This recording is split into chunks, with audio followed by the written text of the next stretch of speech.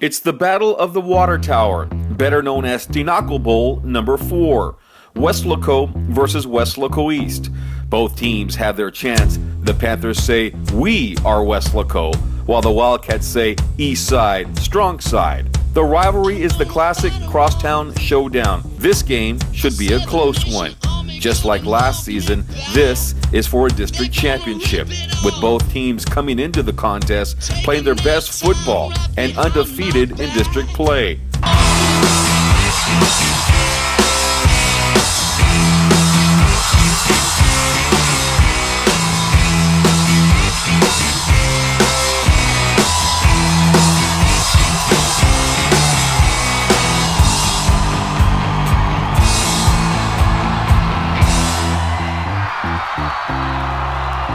Brandon, what do you say in the For the huddle? Panthers, their difficult non-district schedule has them prepared for this one.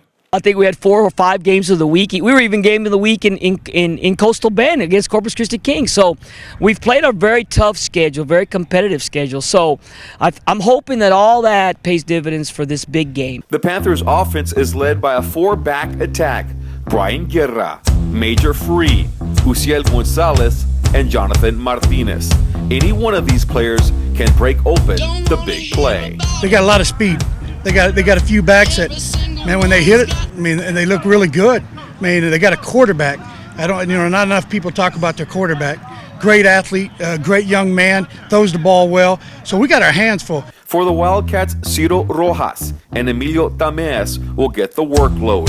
They have combined to score 25 touchdowns. Rojas is also a dangerous return man.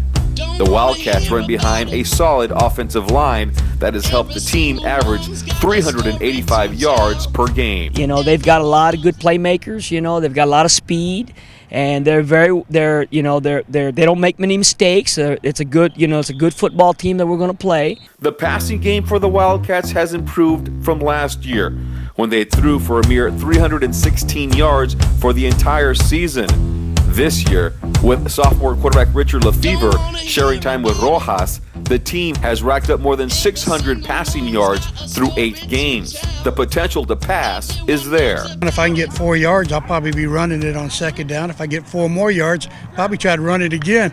I'm going to do what's working, try to find out what's working. If it's a pass game, if it's a run game, if we can move the chains, keep that offense off the field, that'd be great. Social media about the rivalry has blown up on Facebook and Twitter, with trash talking going back and forth between the fans.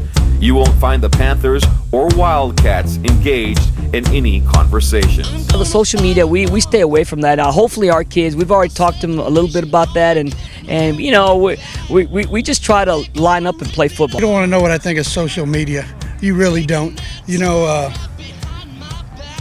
A lot of people have their opinions in the world. What means a lot to me is the opinions of these kids, these coaches. How they're going to come out and play. For Jordan Nichols and many of the football players, the Wildcats and the Panthers are not strangers to one another. I played with those guys since we were in Pee Wee and Taifa, and there's a lot of good athletes over there, and it's always good to have good competition when people and it's always fun. Bobby Lackey's 15,000-seat stadium is expected to be rocking on Friday night and be a sellout. It's a classic Texas high school football battle, small-town rivalry, big-time game. Oh yeah, it's always a big game, biggest game in the whole year for us. But I expect the fans to be crazy. Carlos Robledo, 956sports.com.